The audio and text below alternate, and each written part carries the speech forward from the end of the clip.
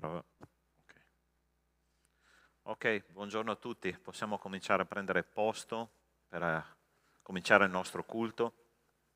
E se tu hai portato la parola di Dio, ti invito ad aprire nella tua Bibbia o nel tuo telefonino al Vangelo di Luca, al capitolo 2, e leggeremo alcuni versetti da lì. Da questa mattina noi cominceremo a vivere, entrare nello spirito del Natale, faremo delle predicazioni sul tema del Natale e vorrei leggere questo testo che rappresenta molto bene quello che noi andremo a meditare questa mattina. Ok?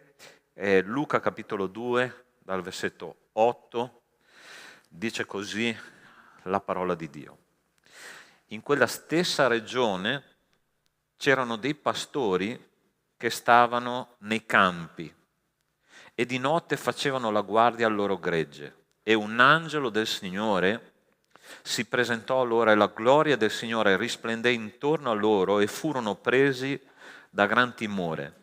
L'angelo disse loro: non temete, perché io vi porto una buona notizia di una grande gioia che tutto il popolo avrà. Oggi nella città di Davide è nato per voi un Salvatore che è Cristo il Signore.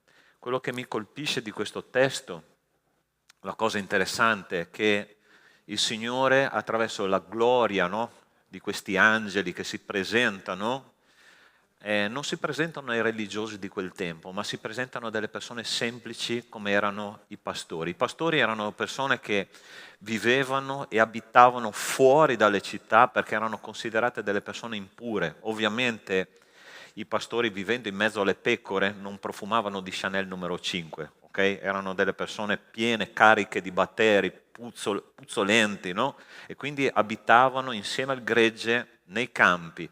E dove Dio si va a rivelare per primo? Esattamente là dove c'è la semplicità, là dove c'è l'umiltà, là dove c'è una persona che ha voglia, desiderio di conoscere le cose di Dio. Dio non si presenta ai teologi, ok? Dio si presenta a delle persone che hanno fame della parola di Dio. Stamattina insieme al nostro gruppo di studio leggevamo un testo che dice: io sono il pane della vita. Il pane è una cosa semplice, ma il pane è la base dell'alimentazione di ogni essere umano. E Gesù dice: io sono il pane della vita. Tu hai fame del tuo Signore Gesù? Amen? Tu vuoi mangiare un cibo che ti soddisfi veramente? Tu vuoi che la gloria di Dio si manifesti a te? Devi essere una persona semplice come quei pastori, devi essere una persona che ha voglia di conoscere il tuo Dio. E ti invito ad alzarti in piedi e a fare questa dichiarazione di amore, no? per il tuo Signore, ok?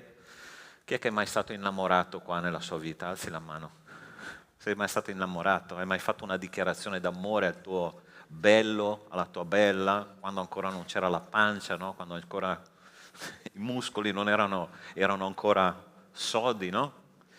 Ma ricordati bene una cosa, che il nostro Signore merita la nostra dichiarazione d'amore. Lui è il pane della vita, Lui è la luce del mondo e se noi lo cerchiamo con tutto il nostro cuore, Lui si mostra in tutta la sua bellezza a noi. Dipende da noi. Questo è il Natale che noi vogliamo vivere, non nella presenza del nostro Signore. Chiudi i tuoi occhi e comincia a parlare con Lui. Fai una preghiera sincera al tuo Signore. Fai una preghiera che dichiara che tu sei disposto ad aprire il tuo cuore, ad aprire la tua mente per capire quello che Lui ha per ciascuno di noi. Nostro Dio, nostro Padre, ti ringraziamo e ti benediciamo, Signore, perché siamo qua nella semplicità di questa sala di culto. Nella semplicità, Signore, del nostro cuore vogliamo conoscerti, vogliamo sapere chi tu sei. E come quei pastori nei campi, Signore, persone semplici, persone che non avevano pretese, tu ti sei mostrato a loro in tutta la tua gloria. Signore, questa mattina, Signore, il tuo popolo sta venendo a te con la semplicità del cuore. E ti chiediamo, Signore, che lo spirito del Natale possa cominciare veramente a fare la differenza in noi. Signore, sappiamo che il Natale non è una questione commerciale, non è regali, non è l'albero, ma sei tu, Signore, in tutta la tua bellezza e nella bellezza della tua gloria e della tua santità. E io ti chiedo, Signore, che questa mattina sia una mattina speciale e fino alla fine dell'anno, Signore, vogliamo che ogni culto, Signore, sia un culto ripieno della tua grazia, ripieno della tua compassione. Ma, Signore, io ti chiedo nel nome di Cristo Gesù che il nostro cuore sia pronto alla manifestazione che tu darai a ciascuno di noi. Forse, Signore, dovremmo affrontare delle situazioni e delle verità, Signore, anche scomode. Ma, Signore, vale la pena camminare con te, vale la pena conoscerti più a fondo. Grazie, Signore, per essere qua questa mattina insieme a noi, al tuo popolo che è la Chiesa. Ti chiedo di benedirci con tutto quello che faremo insieme e ti chiediamo nel nome di Cristo Gesù, che l'unica stella che possa brillare qua in questa sala sei tu, Cristo Gesù il Signore. Te lo chiediamo nel nome di Cristo Gesù. Amen e amen. E prima di sederti io ti chiedo di lasciare la tua seggiola, di andare a salutare il tuo fratello, di dare una parola di benedizione nel nome di Gesù. Amen. Il popolo di Dio è un popolo che benedice. Signore, Dio benedica.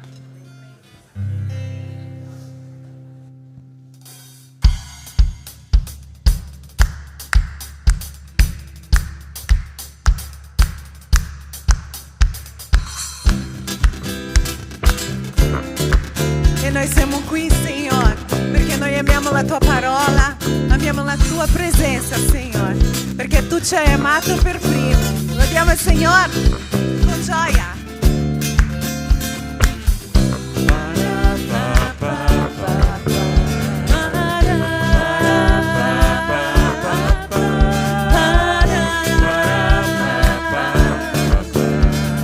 Come preziosa la tua parola, il mio desiderio è conoscerti ancora di più. Insegnami ad amarti, vedere il tuo volto. Insegnami ad onorarti, avere fiducia in te. Con gioia. Signore, io amo stare alla tua presenza e tutto ciò che è nel mio cuore adora soltanto a te. Più grande e più alto delle montagne, eppure profondo il tuo amore. Senza di te non potrei mai vivere, ho bisogno di te. Vuoi vivere Dove? nel tuo grande amore.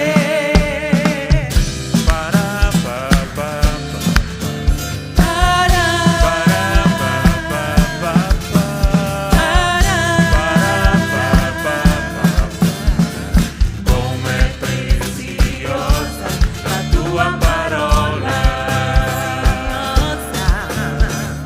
il mio desiderio è conoscerti ancora Il mio di più. desiderio è Insegnami ad amarti, vedere il tuo volto. insegnami ad amarti.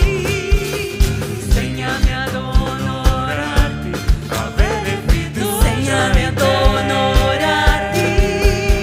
Signore, io amo stare alla tua presenza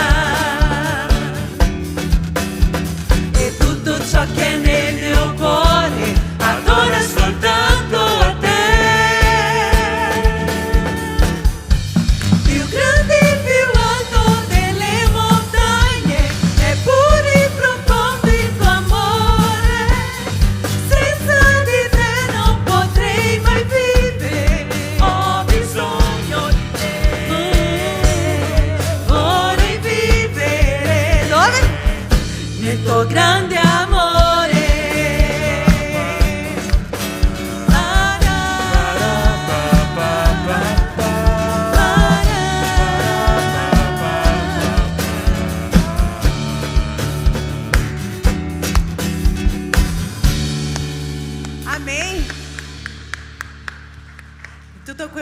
io, tutto quello che sono è tuo, Signore.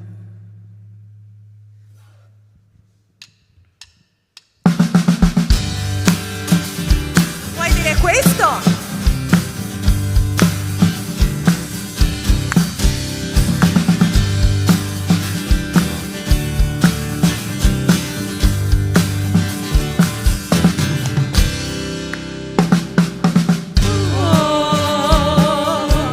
Tutto quello che esiste è tuo, tutto ciò che accade viene da te, tuo, tutto quello che esiste è tuo, una foglia che cade, un bambino che nasce, tutto viene da te.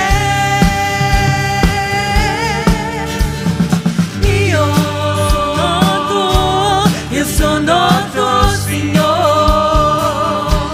tutto ciò che ho è tuo, tutto quello che faccio, tutto quello che sono è tuo.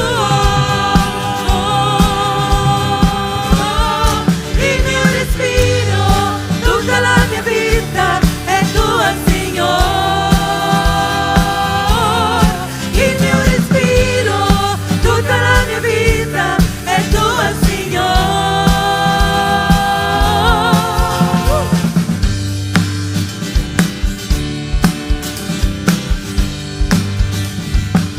Insieme. Tuo, tutto quello che esiste è tuo, tutto ciò che accade viene da te, tuo, tutto quello che esiste è tuo, una foglia che cade, un bambino che nasce, tutto viene da te. Ed io? Io sono tuo Signore, tutto quello che ho è tuo, tutto quello che faccio, tutto quello che sono è tuo. Il mio respiro, tutta la mia vita è tua, Signore. Il mio respiro, tutta la mia vita è tua, Signore. Il mio respiro, tutta la mia vita è tua, Signore. Il mio respiro, tutta la mia vita è tua, Signore. Vogliamo sentire la Chiesa? Il mio respiro, tutta la mia vita è tua, Signore.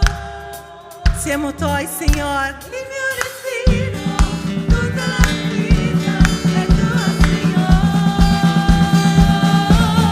Il mio respiro, tutta la mia vita è tua, Signore.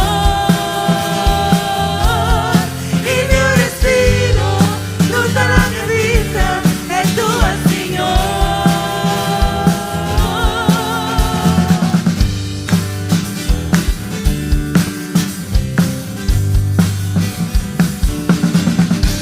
Alleluia.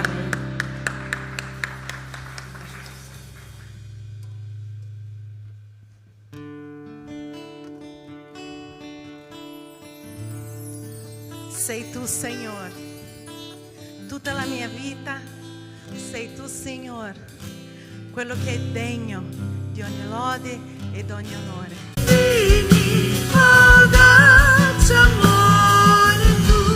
Lascio ancora le 99 per cercare me. Non ho meritato né guadagnato, ma è così che ami tu.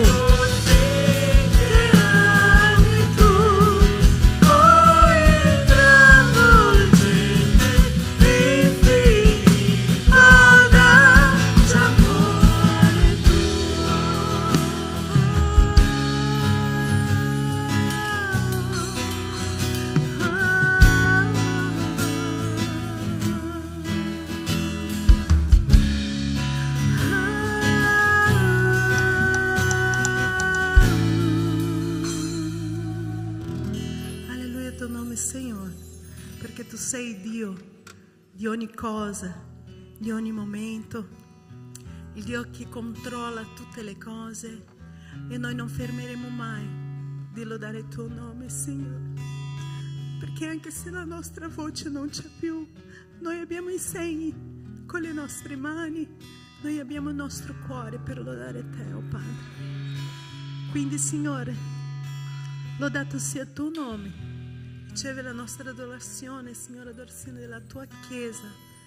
Portaci, Signore, la tua parola questa mattina come cibo per le nostre anime, oh Padre, per il nostro spirito. Usa la vita del pastore, Signore, e fare una trasformazione questa mattina in questa Chiesa. E in nome di Gesù. Amen. Amen. Potete sedervi.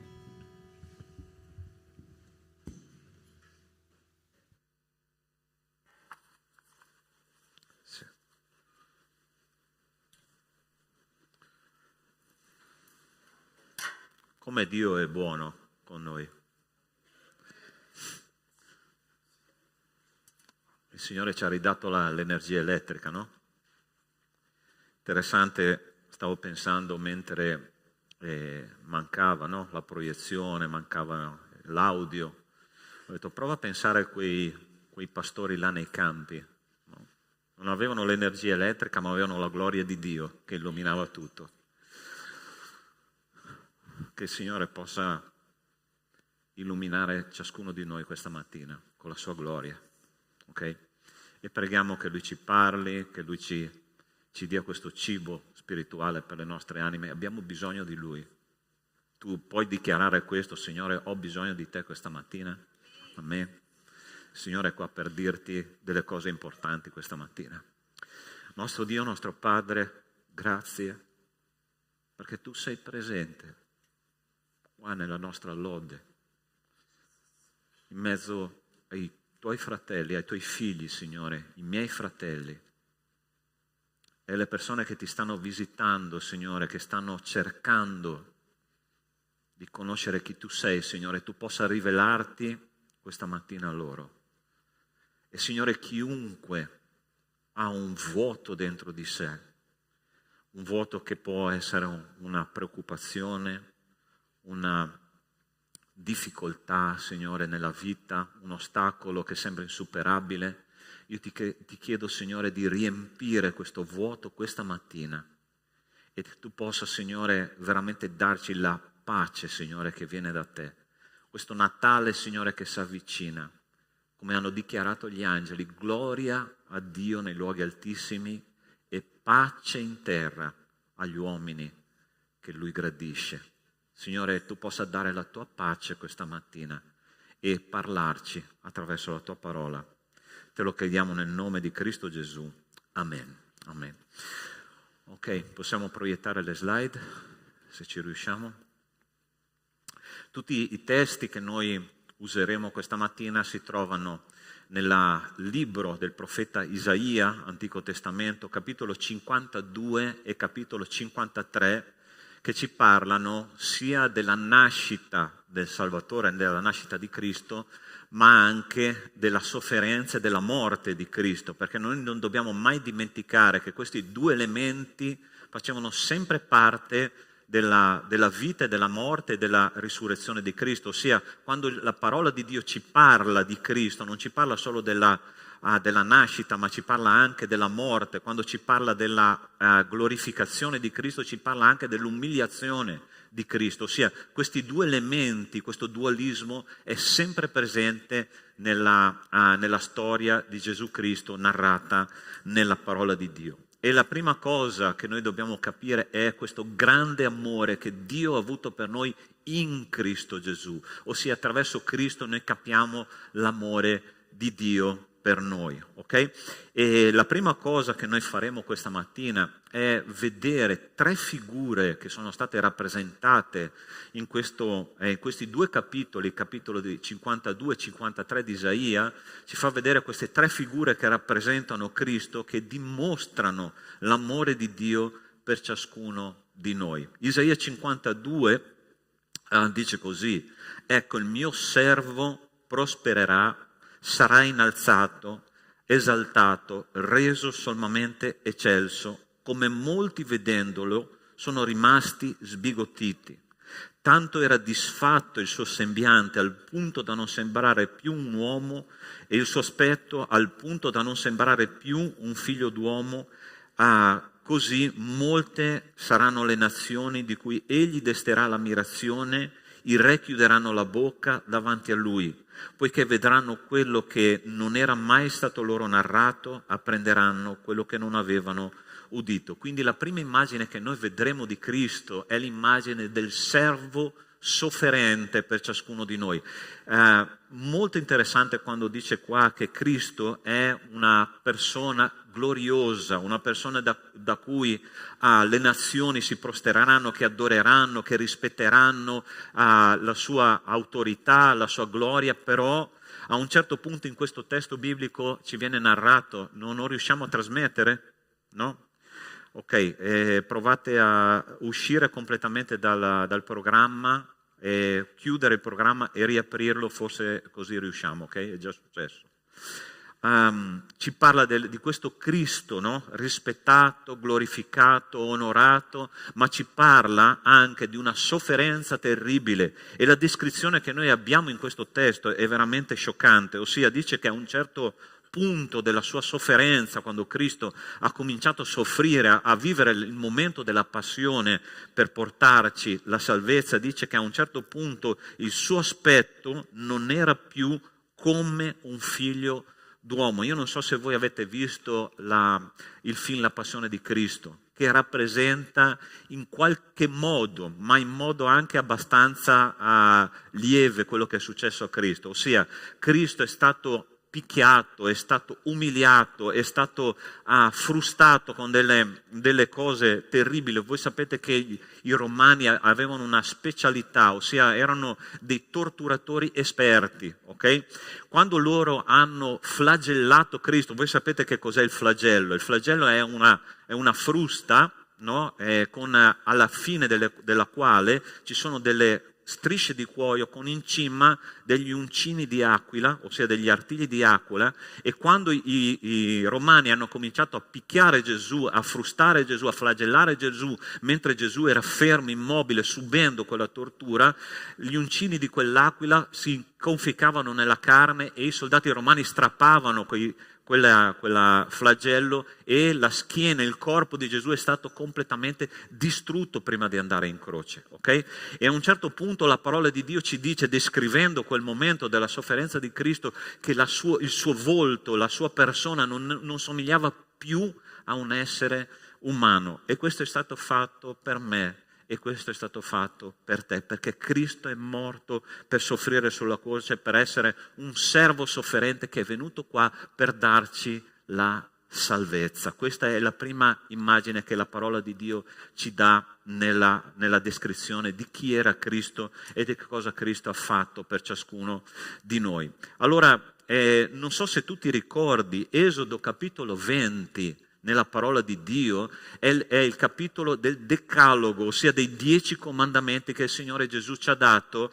6 riguardano il rapporto tra gli esseri umani e 4 riguardano il rapporto tra l'uomo e Dio. Ma il capitolo 21, subito dopo il capitolo 20, c'è la descrizione di cosa era uno schiavo, ossia un servo che entrava a far parte di una famiglia che doveva soffrire e che doveva servire quella famiglia probabilmente per tutta la vita. A un certo punto la parola di Dio nel capitolo 21 di Esodo descrive che lo schiavo poteva andarsene via libero dopo 7 anni di servizio, perché era l'anno, al 7° anno, uno schiavo poteva dire: me ne posso andare, posso tornare alla mia terra, posso tornare alla mia famiglia, posso tornare alla mia attività, perché ho pagato il mio prezzo, perché ho riscattato la mia vita, ho riscattato la mia famiglia. Ma c'è descritta nel capitolo 21 di Esodo una cosa molto interessante, che c'erano gli schiavi pazzi, ok? C'erano quegli schiavi che dicevano: no, io non voglio andarmene via libero, perché amo il mio padrone, perché voglio servire il mio padrone per tutta la mia vita. E allora il padrone prendeva lo schiavo, lo metteva vicino allo stipite della porta, gli forava un orecchio, ok, con un punteruolo da sveglio, ok, non c'era l'anestesia, gli forava l'orecchio con un punteruolo, e lo schiavo avrebbe servito per tutta la vita quella famiglia, quella persona, quel padrone. Questa è l'immagine del servo sofferente Cristo. Cristo nel giardino del Getsemani ha detto: Signore, se può, passi da me questo calice, ma io farò la tua volontà e non la mia. Io farò quello che tu mi dici, anche se mi farà male, anche se mi forerà l'orecchio, anche se la sofferenza sarà terribile, ma io soffrirò perché amo l'umanità, amo ciascuno di loro, amo salvare coloro che sono sulla via della salvezza. Caro mio, a volte noi ci domandiamo che valore abbiamo in questa terra, che valore abbiamo per Dio. Allora per te è abbastanza che Cristo sia stato il servo sofferente, che è venuto qua, ha ascoltato delle parole dure anche da parte del Padre, ha sofferto sulla croce per me e per te, e ha salvato me e te attraverso la sua vita, donando se stesso per ciascuno di noi. Ti basta questo? Sì? Guarda che valore che tu hai davanti a Dio. Cristo si è incarnato, è sceso qua sulla terra, ha dato la sua vita per ciascuno di noi, e questa formazione teologica si chiama esaltazione, ma prima dell'esaltazione c'è l'umiliazione di Cristo. Cristo si è umiliato per portarci alla salvezza. La croce è il punto dove Dio dimostra il suo amore. Leggevo una vignetta proprio in questi giorni su internet che diceva così, era una vignetta ovviamente pubblicata da un cristiano, che diceva: io pensavo che il simbolo dell'amore fosse un cuore, in realtà ho capito che il simbolo dell'amore è la croce. Sai, c'è una cosa interessante che succede nella biologia umana. Possiamo andare avanti? Possiamo passare le prossime 2 slide? Ci riusciamo? Perché voglio farvi vedere un'immagine interessante, se ci riusciamo. Nel corpo umano esistono, dottore, correggimi se sbaglio, migliaia e migliaia di tipi di proteine, giusto? Ok. Ce n'è una molto interessante che si chiama laminina. Laminina. Questa proteina che è praticamente l'organizzatrice, il collante di tutte le altre proteine che esistono nel corpo umano. E è stato scoperto, ovviamente facendo delle osservazioni al microscopio, che questa proteina organizzatrice di tutte le altre proteine nel corpo umano è a forma di croce. E se manca lei, manca l'organizzazione nel corpo umano. Ossia, la laminina è quella che tiene insieme tutte le proteine del corpo umano. Se manca lei, il corpo umano va in tilt. Ok? Sapete qual è il messaggio? Cristo ci ha lasciato delle impronte nella umanità. Cristo ci ha lasciato delle impronte nella creazione per dirci: la croce è l'unica cosa che tu devi capire, devi sapere, che tiene insieme l'universo, tiene insieme la tua vita, tiene insieme la tua famiglia, tiene insieme la tua chiesa, perché se non c'è la croce non esiste unità in questo universo. Hai mai osservato la croce? Come è fatta? La croce sono 2 linee continue. Una croce è una linea continua che parte dal cielo e viene verso la terra. È una linea continua che è in orizzontale, che rappresenta esattamente la croce. Sai che cosa significa? Questo è un messaggio da parte di Dio. La croce rappresenta una linea continua di comunicazione che va da Dio e va verso l'uomo, ed è una linea continua di comunicazione che va da uomo a uomo. Se non c'è la croce, se non esiste la croce nei rapporti umani, se non esiste la croce nei rapporti tuo con Dio, non esiste unità, né tra noi e Dio e né tra noi esseri umani. A volte, fratelli, noi ci domandiamo: quanto Dio mi ama? Dio mi ama nella misura della croce di Cristo. Dio ha dato la vita del suo figlio Gesù, Dio ha dato il meglio per ciascuno di noi e l'amore di Dio è rappresentato sulla croce di Cristo. È lì che noi dobbiamo andare, è lì che noi dobbiamo capire l'amore di Dio. A volte noi brontoliamo perché si rompe la caldaia come si è rotta a me questa settimana, ok? C'è un Signore senza acqua calda, come faccio? Calma, guarda la croce di Cristo. Signore, la mia macchina si è rotta. Signore, la mia famiglia non va bene. Signore, ho diversi problemi da risolvere, non riesco a capire come fare. A volte Dio non cambia le situazioni. E sai perché non le cambia? Perché noi dobbiamo abituarci a guardare l'amore di Dio attraverso la croce di Cristo. E la croce di Cristo è in ogni posto dell'universo. Sai che cosa facevano riferimento gli antichi navigatori che camminavano sul mare con le loro barche? Alla croce del sud. È vero o no?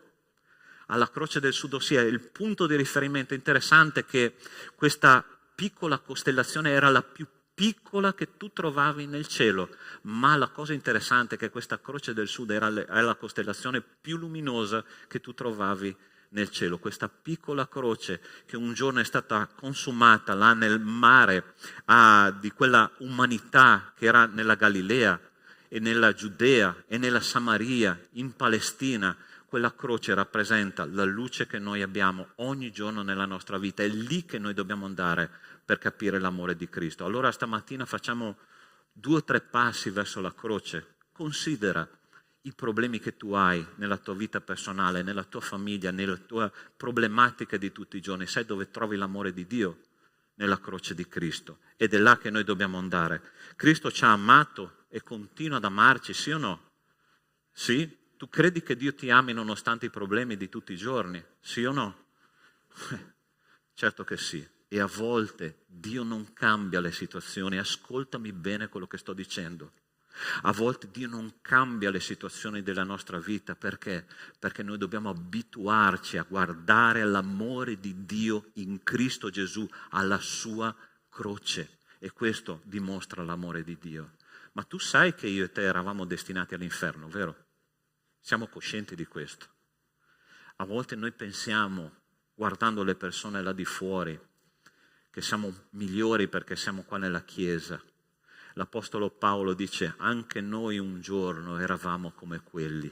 Anche noi un giorno non conoscevamo l'amore di Cristo. Anche noi non eravamo lontani dalla croce di Cristo. Ma il Signore stamattina ci dice, io ti amo perché mi sono andato in croce per te, sono andato là perché i miei polsi e i miei piedi sono stati forati dai chiodi, perché quei chiodi rappresentano il peccato che tu hai fatto, il peccato che tu hai dentro di te, che io ho tolto per amore tuo. Cristo è morto sulla croce prendendo tutti i nostri peccati e tutti i nostri peccati sono stati trasferiti su di Lui e questo, fratelli, rappresenta il grande amore di Dio per ciascuno di noi. Cristo è stato il servo sofferente perché ci ha dato la salvezza in Lui, prendendo su di sé tutto il nostro peccato. La parola di Dio in Isaia 53, andiamo avanti, dice così: Egli è cresciuto davanti a Lui come una pianticella,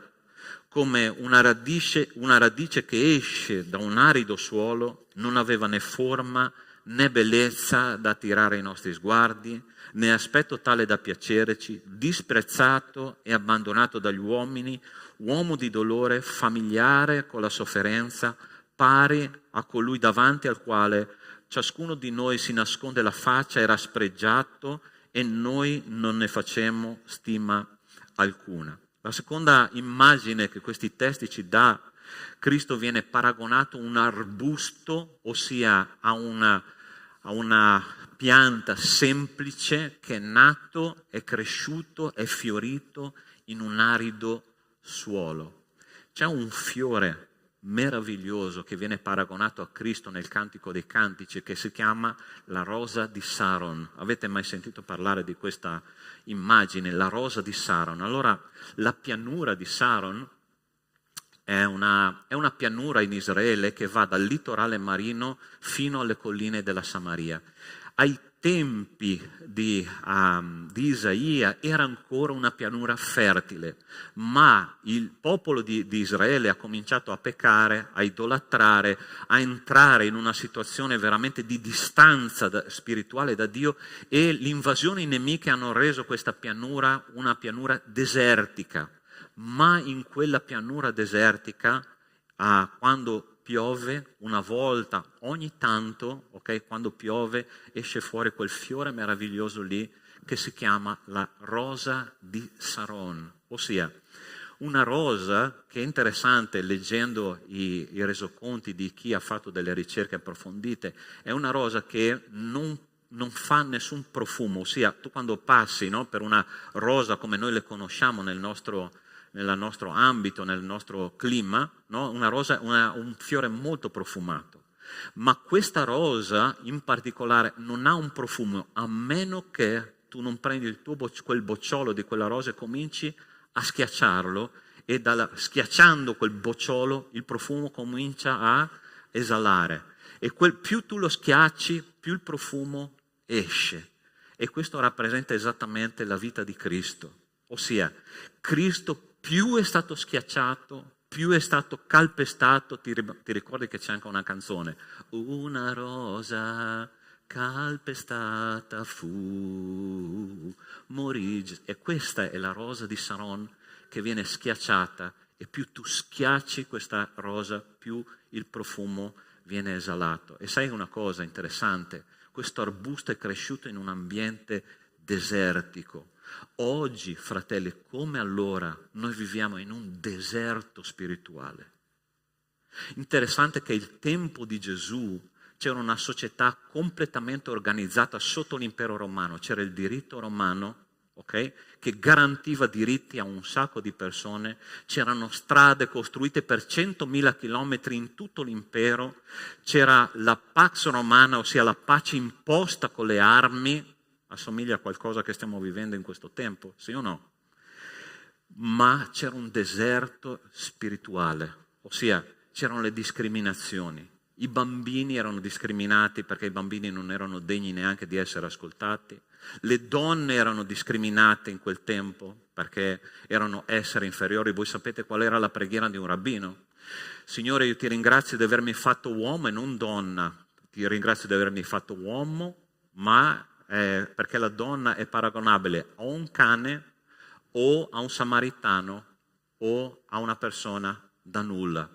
Ossia, questa era la preghiera di un rabbino maschio, La donna era discriminata, i malati erano discriminati. Sapete che cosa significa la parola lebbra per un ebraico? Significa frusta, ossia un malato nell'epoca di Cristo era uno frustato da Dio, punito da Dio, ossia questa società che sembrava tanto progredita con i diritti, con le barriere che cadevano, con le strade dove le persone potevano camminare, andare da una parte all'altra dell'impero, era molto progredita, ma spiritualmente parlando era a terra. Fratelli, stiamo vivendo la stessa epoca e il Signore ci dice: guarda che io sono venuto per emanare un profumo in questa società, guarda che io sono venuto per darti il profumo di Cristo. Sai cosa dice la seconda lettera ai Corinzi? Che noi siamo davanti a Dio il buon profumo di Cristo, ossia questo profumo di questa rosa che è stata schiacciata per ciascuno di noi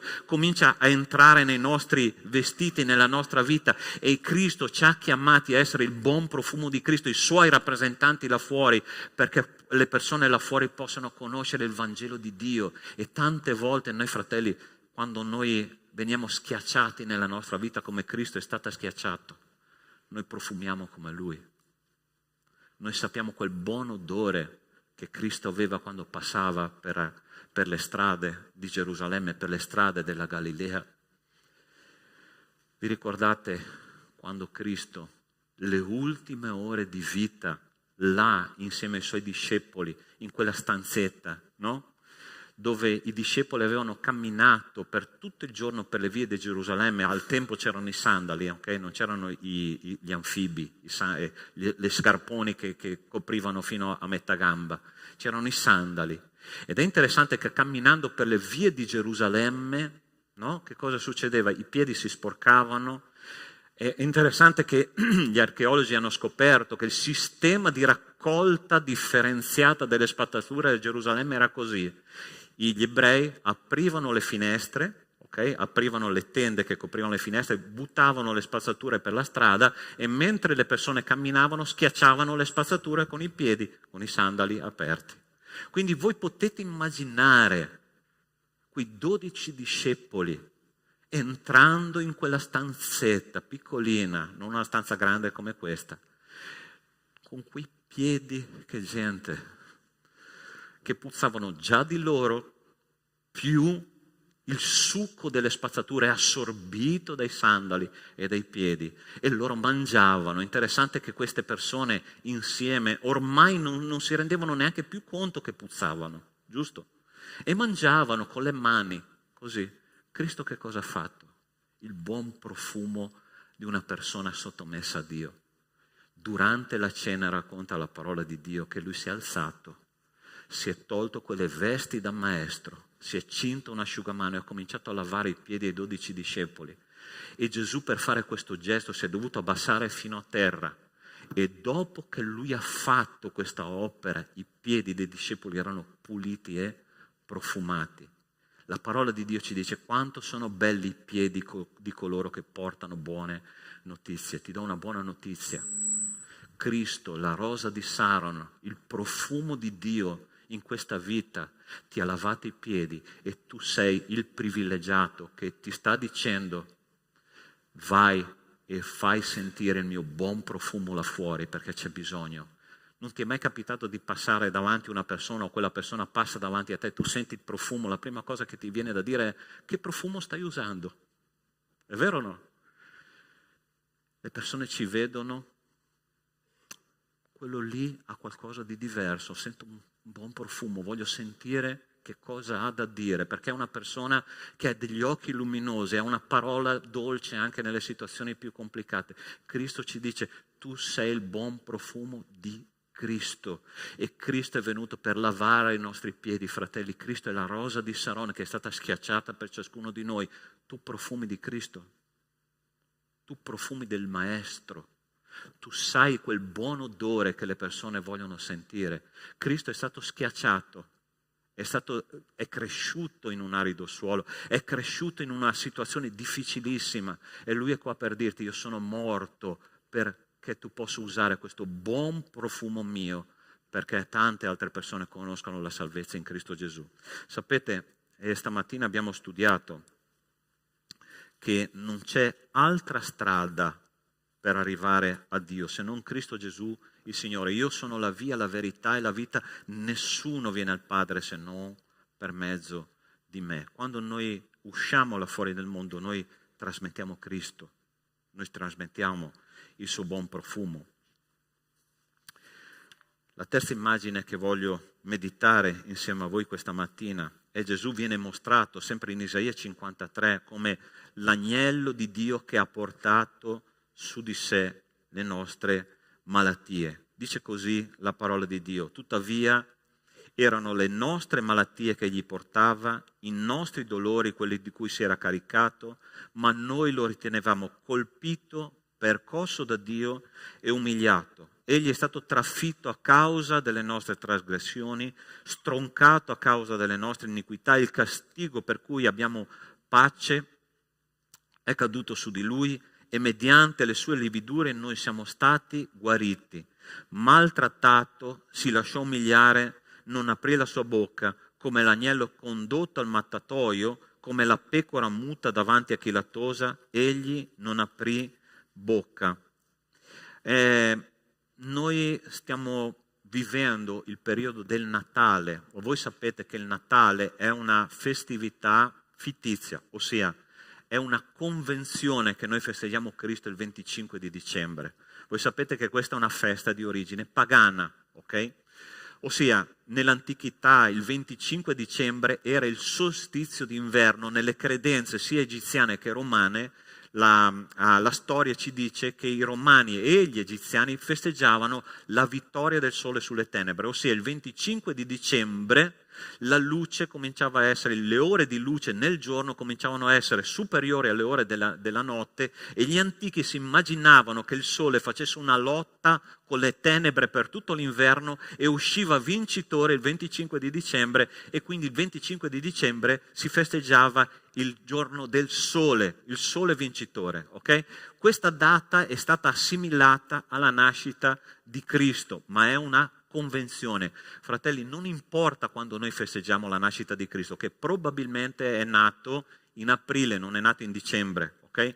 È nato in aprile. Ma noi quando pensiamo ad aprile, che cosa ci viene da pensare? Alla Pasqua, perché Cristo è la nostra Pasqua. Non importa se noi lo festeggiamo a Natale o a Pasqua, l'importante è che noi festeggiamo Cristo e prendiamo questa occasione per festeggiare, adorare, onorare Cristo in questa data. Ma quando noi pensiamo alla nascita di Cristo a Pasqua, ci viene in mente la prima Pasqua organizzata da Dio prima che il popolo di Israele uscisse dalle terre d'Egitto e andasse nella terra promessa. Vi ricordate che cosa è successo quella notte?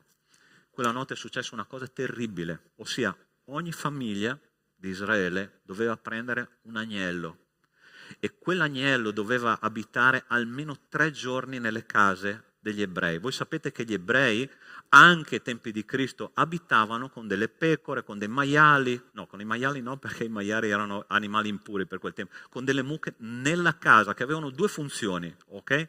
Avevano la funzione di essere parte della famiglia, perché davano il latte, perché davano la lana, perché davano il formaggio, il burro, eccetera.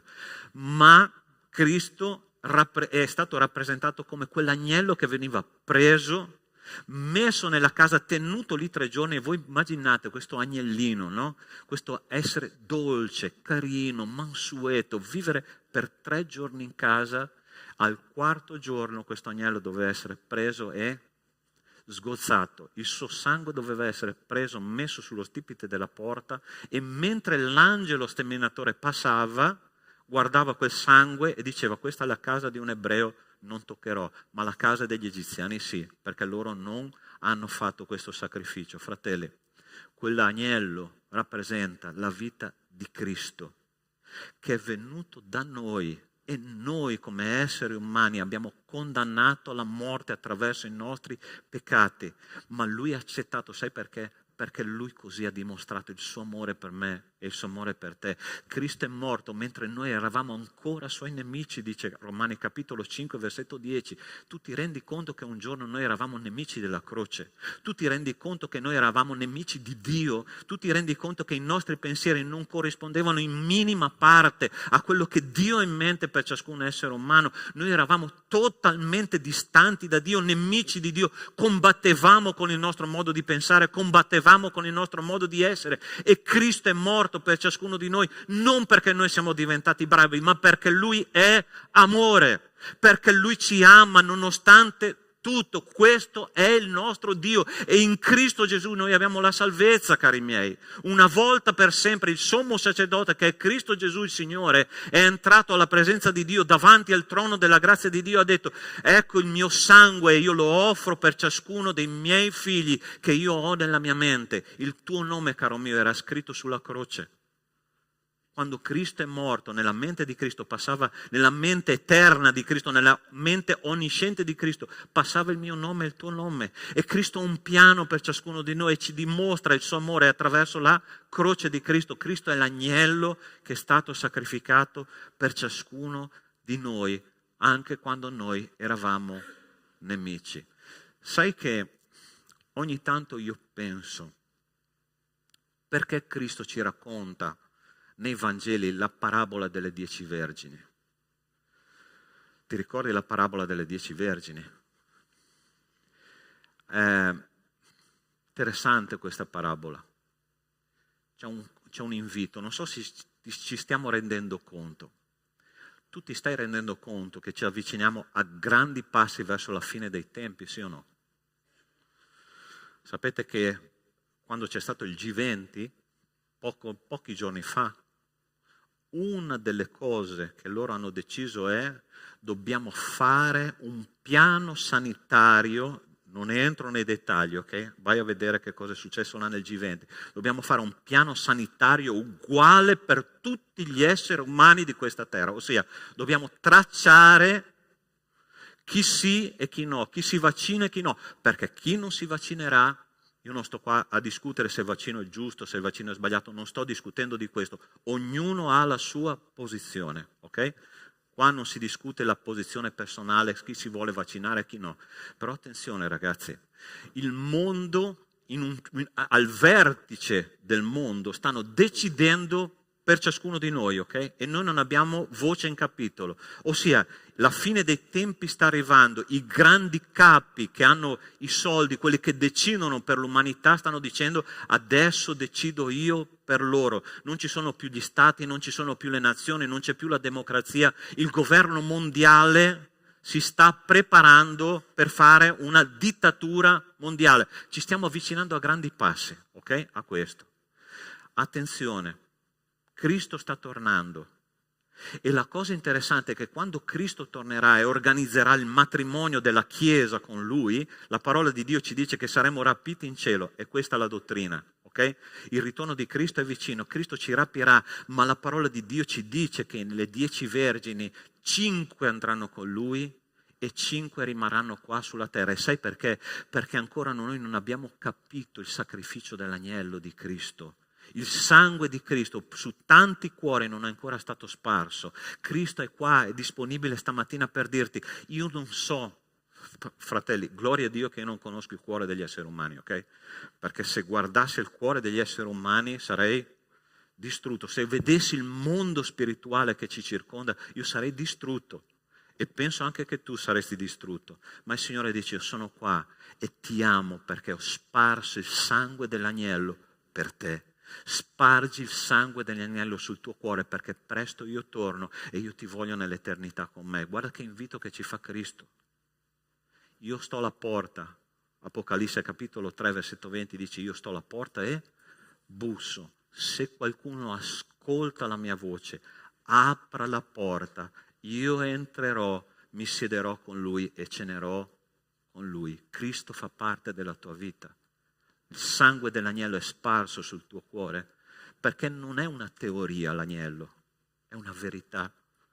L'agnello di Dio che toglie il peccato del mondo. È interessante che Gesù, chi ha criticato e chi ha bastonato di più su questa terra quando lui è venuto? I religiosi di quel tempo. I religiosi che erano pieni, no, di estetica spirituale, coloro che avevano una regola per mangiare, una regola per andare al tempio, una regola per lavarsi, una regola per dormire, una regola per tutto, e la loro vita era regolata come un orologio, perfetti in ogni cosa.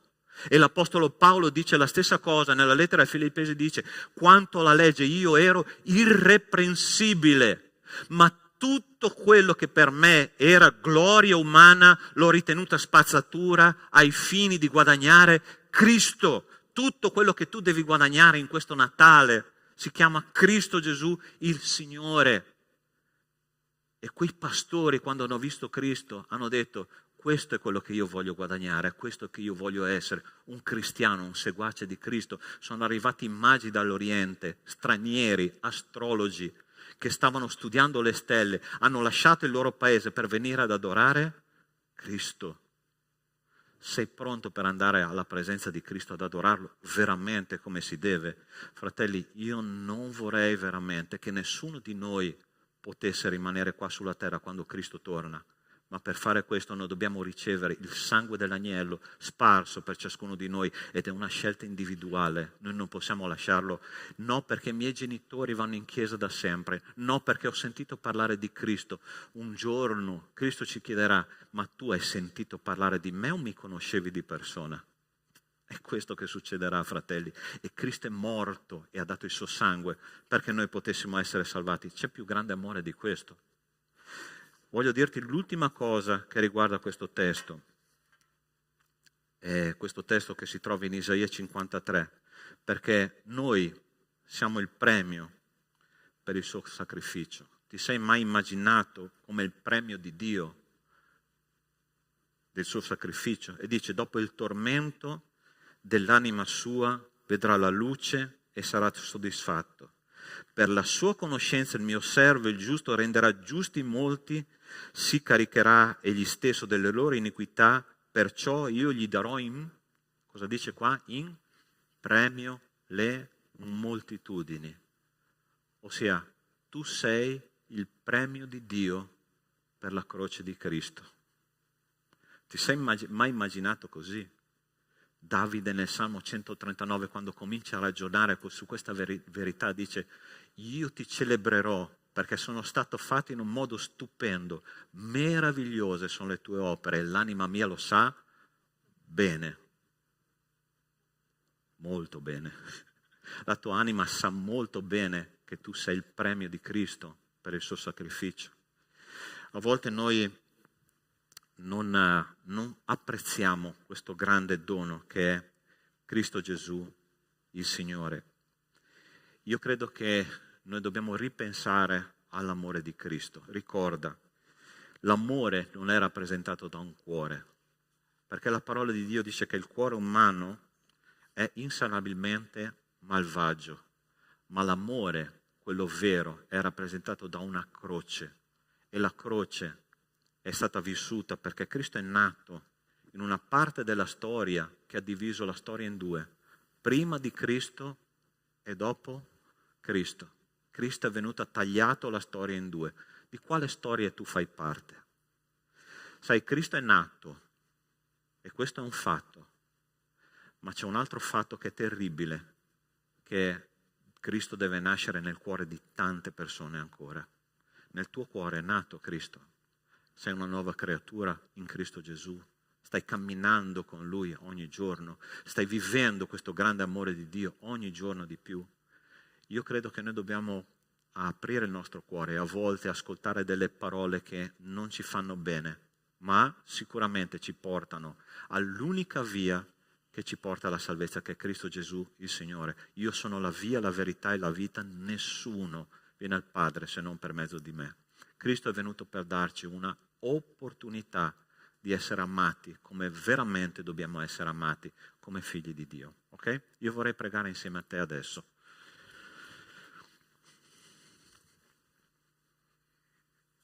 Cristo è stato rappresentato come il servo sofferente. Cristo è stato rappresentato come quell'arbusto che è stato cresciuto nel deserto dell'umanità per ciascuno di noi. Cristo è stato definito in questo testo l'agnello di Dio che ha versato il suo sangue per ciascuno di noi. Non può esserci più grande amore di questo. Non può esserci un'attitudine vera più di questa. Dio ha mostrato il suo amore in Cristo Gesù e adesso noi dobbiamo fare un passo verso di Lui. Lui la sua strada l'ha fatta verso di noi, ma dobbiamo fare un passo verso di Lui. E io ti chiedo con tutta la trasparenza e la mia sincerità, ma tu altrettanto rispondi con sincerità e con trasparenza a Dio. Dio fa parte, Cristo fa parte della tua vita o è solo un'idea per te? Noi non possiamo essere innamorati dell'immagine dell'amore, dobbiamo essere innamorati dell'amore, che è la croce di Cristo. E io vorrei pregare per te insieme a te, ok? Se tu stai dicendo: pastore, veramente non avevo mai pensato così alla vita di Cristo, allora io voglio fare una preghiera insieme a te e chiedere a Cristo che venga veramente a far parte della tua vita, perché io non vorrei veramente che nessuno di noi rimanesse qua quando Cristo torna, perché io amo la mia chiesa, amo i miei fratelli, amo le persone che entrano qua ogni domenica e veramente vorrei condividere insieme a voi l'eternità.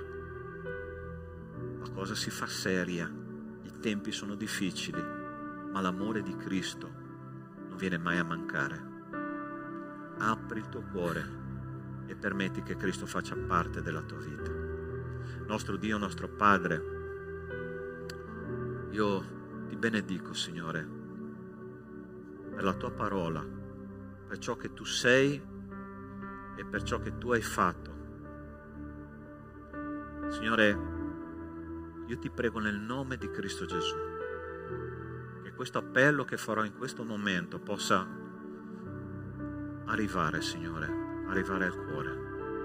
Signore, io ti chiedo nel nome di Cristo Gesù che chi ancora, Signore, ha difficoltà a capire questo amore tuo, questa mattina faccia un passo verso di te e che la sua esistenza cambi una volta per sempre. Coraggioso, Signore, per dare la testimonianza che esiste un Dio che vive. Tu hai sentito che la parola di Dio era per te. Io ti chiedo di alzare la tua mano in questo momento e riabbassarla subito dopo. Nel nome di Gesù io voglio pregare per te. Dio ti benedica, Dio ti benedica, Dio ti benedica, Dio ti benedica là dietro, Dio ti benedica, amen. E permette a Cristo di entrare là nella parte più intima del tuo essere e Lui cambierà in modo radicale il tuo modo di vedere l'esistenza. Nostro Dio, nostro Padre, ti ringrazio per queste persone che hanno dato un passo di coraggio verso di te.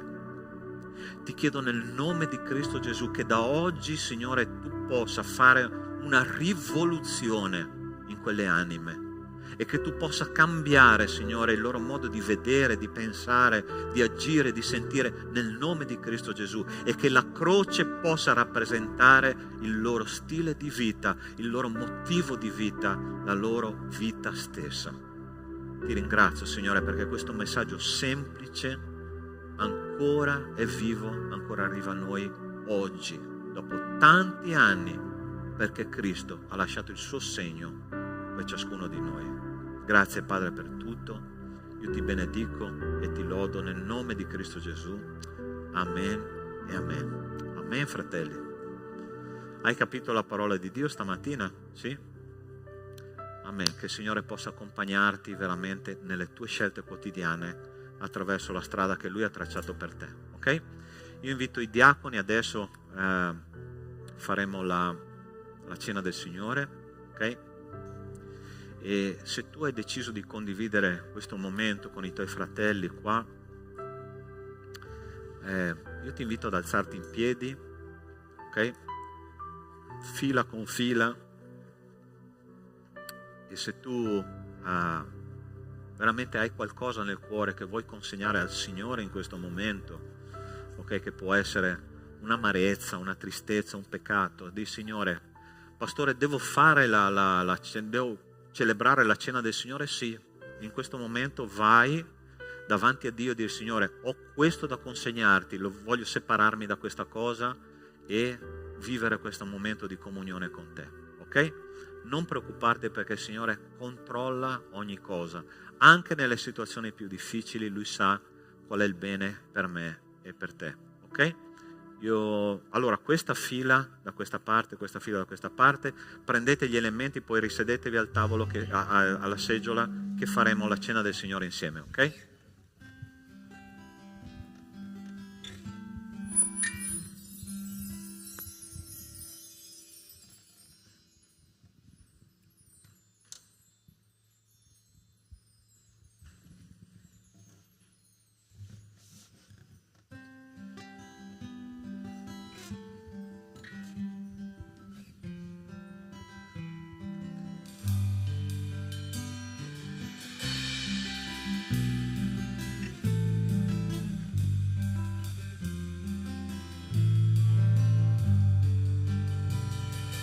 Meravigliosa è la tua bontà, meravigliosa è la tua fedeltà, meravigliosa è la tua presenza, meraviglioso sei tu.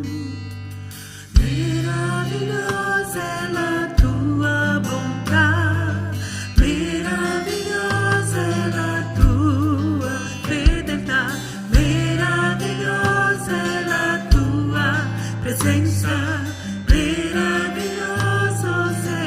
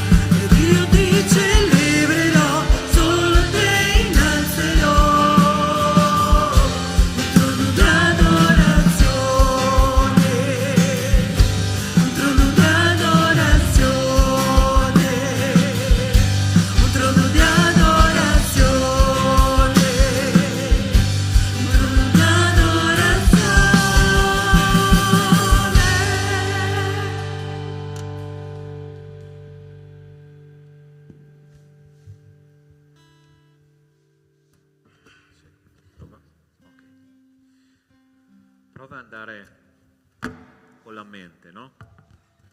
Con le ultime ore di vita di Cristo, poco prima di andare sulla croce, no? A morire per ciascuno di noi. È interessante che lui ha scelto di fare una cosa semplice, no?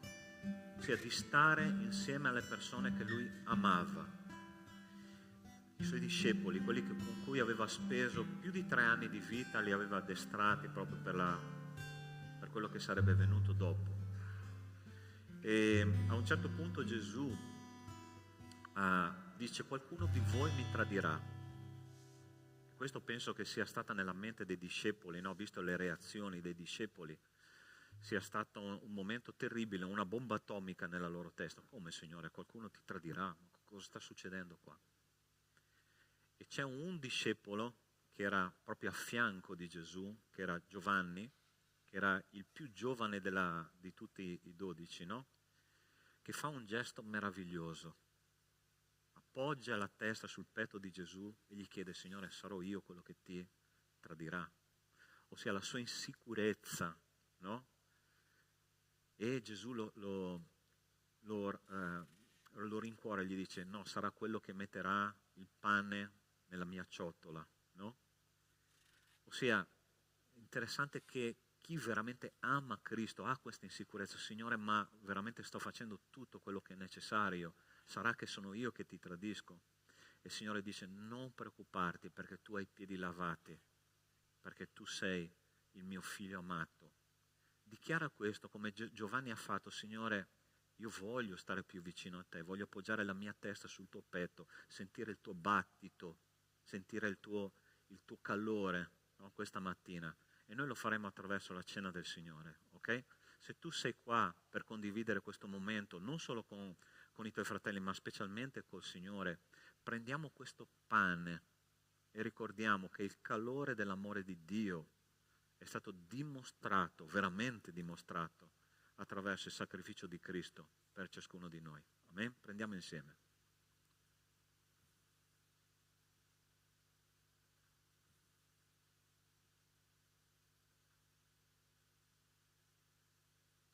Nostro Dio, nostro Padre, grazie per il corpo di Cristo che è stato spezzato sulla croce per ciascuno di noi. Ci ricorda, Signore, che apparteniamo a te e che siamo, Signore, sulla via della salvezza.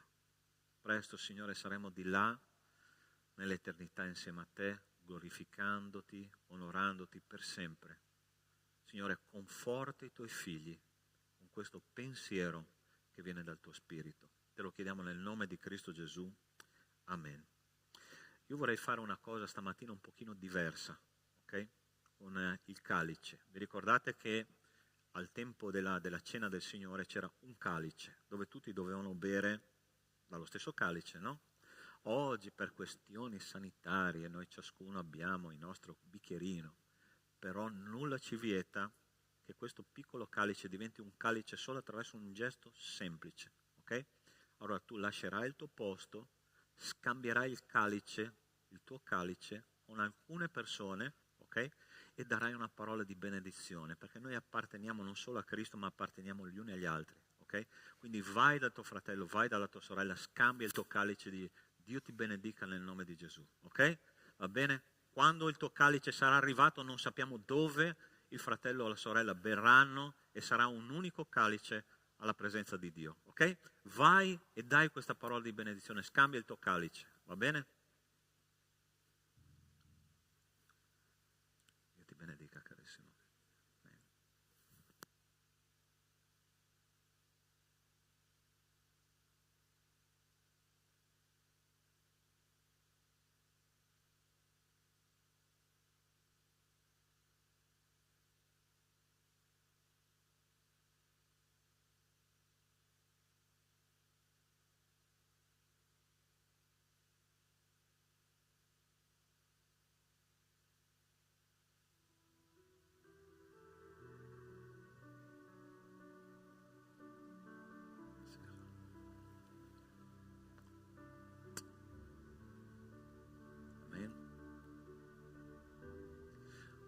so se tu stai sentendo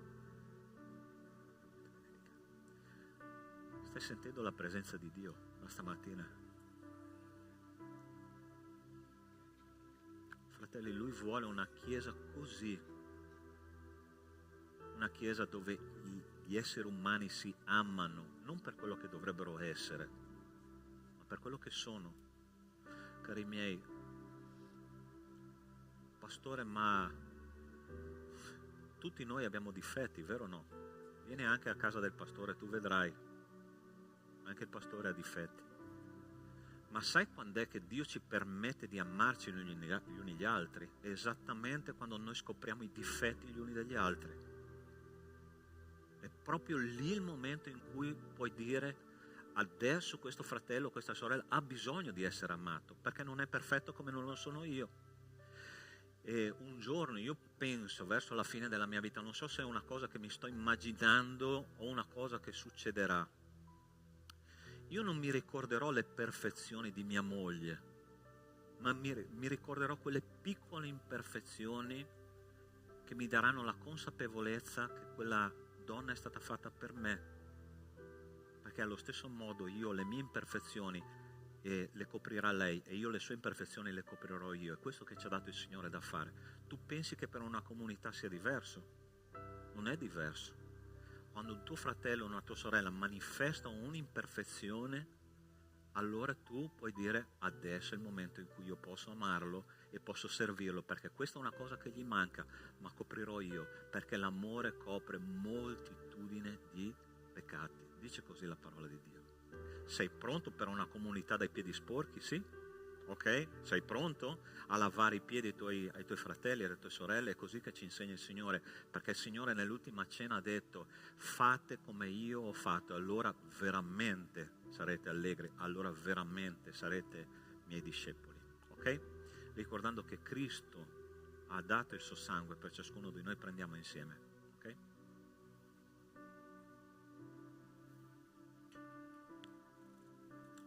Nostro Dio, nostro Padre, io ti ringrazio perché, Signore, questa comunità è nel tuo mirino, è nel tuo obiettivo. L'amore che tu hai manifestato qua per ciascuno di noi possa essere la nostra bandiera, possa essere la nostra spada. E, Signore, se noi siamo ripieni dell'amore di Dio, non avremo difficoltà a dimostrare amore gli uni per gli altri. Che questo Natale, Signore, questo mese sia un mese di rivoluzione nel nostro cuore, e che tu possa, Signore, veramente trasformare le nostre vite, perché dall'amore che avremo tra di noi il mondo conoscerà che noi siamo tuoi discepoli. Grazie, Padre, per questa grande verità, nel nome di Cristo Gesù. Amen. Amen. Potete sedervi, e prima di fare il momento delle decime, delle offerte, io vorrei invitare una coppia molto speciale per la nostra chiesa. Vieni qua, tu che sei nell'ombra, Glauber, insieme alla sua sposa. Loro sono dei fratelli carissimi. E se potete dargli un microfono, che vorrei che facessero un saluto alla chiesa. Questi fratelli hanno servito qua a Treviso per un tempo prezioso. Questo signore qua è diventato un dottore della parola di Dio, ok? No, ancora. Ma vorrei che facessero un saluto. C'è un microfono da dargli, per favore?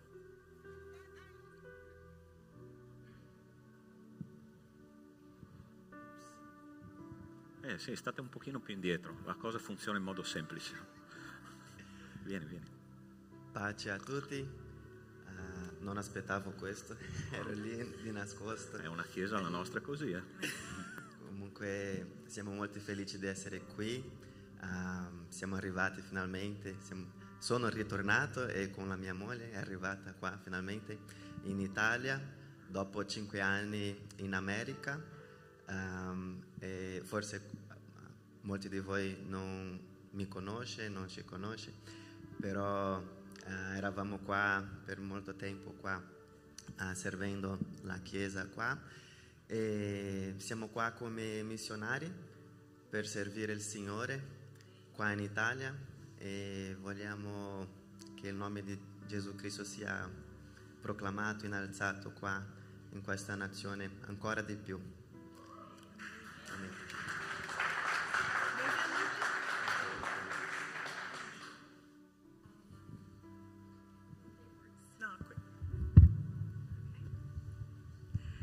Buongiorno, io non parlo l'italiano, ma capisco un po'. I'm going to speak in English and you can translate. Parlerò in inglese e io faccio la traduzione. It is wonderful to be here today with you all. Sono contento di essere qua con tutti voi. We're so happy with what God has done with this church. Siamo molto felici di ciò che Dio ha fatto, sta facendo in questa chiesa And we're so excited to see what He's going to do in the future. e vogliamo what? We're excited to see what's in Non vediamo l'ora di vedere cosa Dio farà ancora di più qua. And for me, this is a new world. Per me questo è un altro mondo, But I have so much peace in knowing that God is going to work through us. però ho molta pace, tranquillità sapendo che Dio farà il suo lavoro attraverso di noi. And the first step is learning Italian. E il primo passo sarà di imparare l'italiano, It'll be my fourth language. che sarà il mio la quarta lingua, il quarto idioma. So God bless you all, Quindi Dio vi benedica and pray that His will be done in your life. e preghiamo affinché la volontà di Dio sia fatta nella nostra vita. Amen. Amen. Grazie.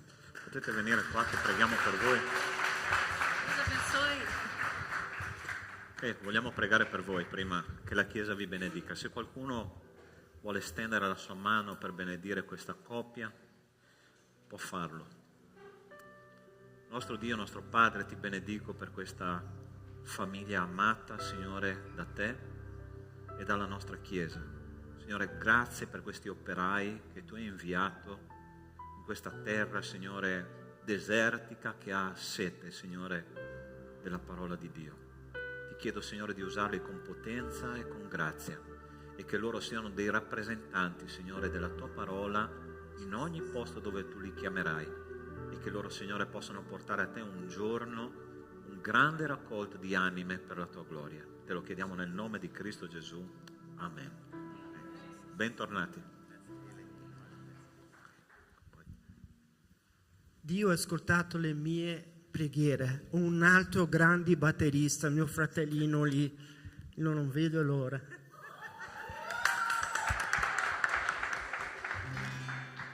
Emerson vuole già andare in pensione. Alziamoci in piedi e lodiamo il nome del Signore. Adesso tu hai l'opportunità di donare al Signore un po' di tutto quello che il Signore ci dà, no? Lodando il Signore con gioia e cantando il suo grande amore. Amen?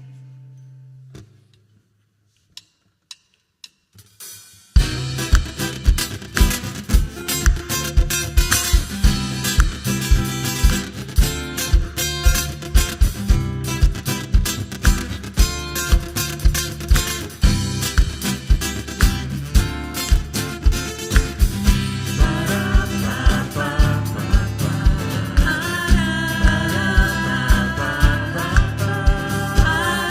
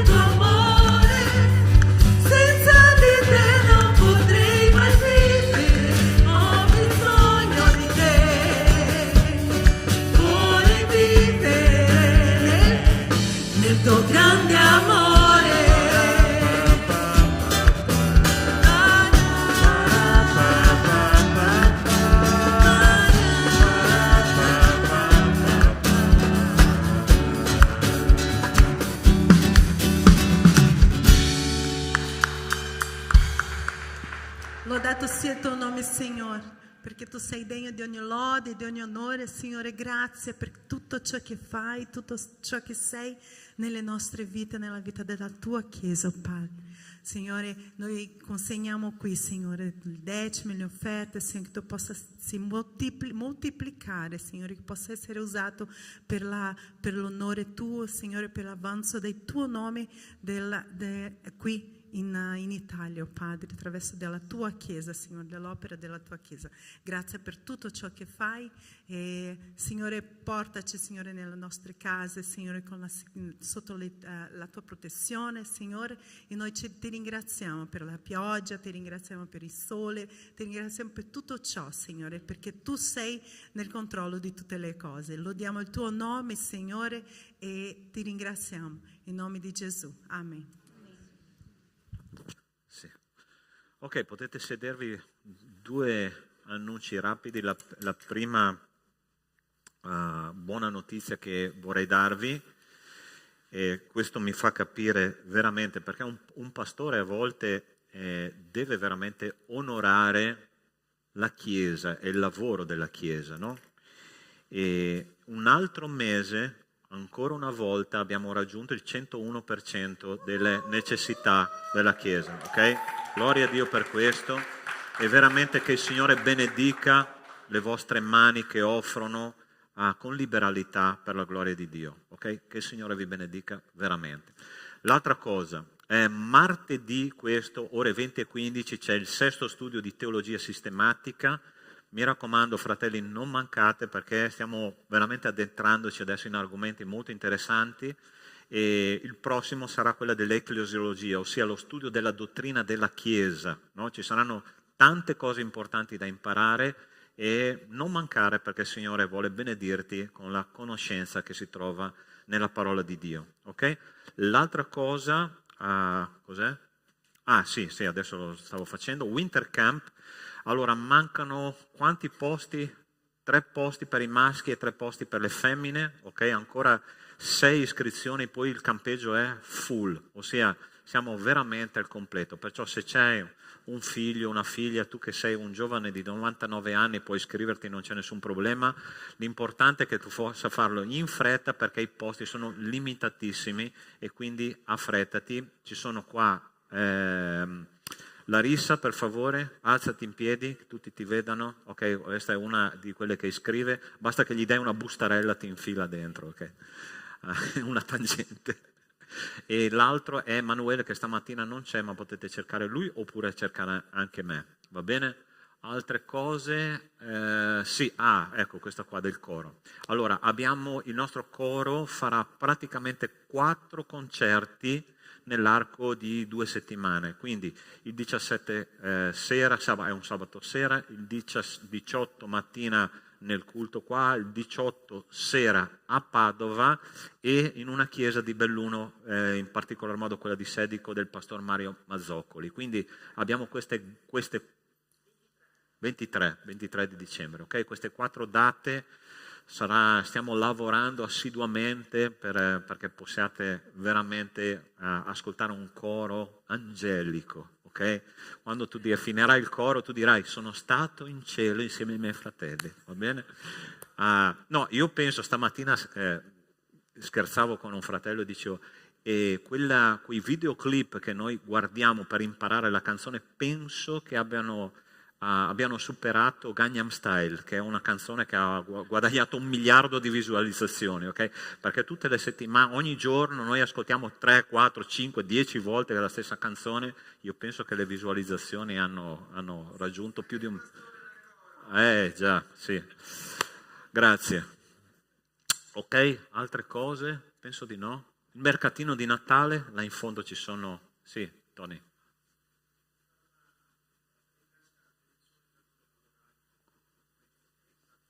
Sì, ok. Domenica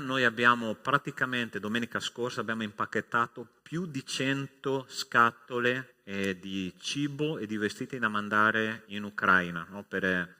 ai bisognosi in Ucraina. C'è stato un gruppo di fratelli veramente meraviglioso che ha fatto un lavoro grossissimo, e vogliamo ringraziare con tutto il nostro cuore, perché questa è una chiesa attiva, okay? Che lavora per la gloria di Dio. Quindi Dio vi benedica, grazie per il vostro impegno, per il vostro lavoro. Ok? Mm-hmm. Sì, ma noi ci distinguiamo, siamo bravissimi.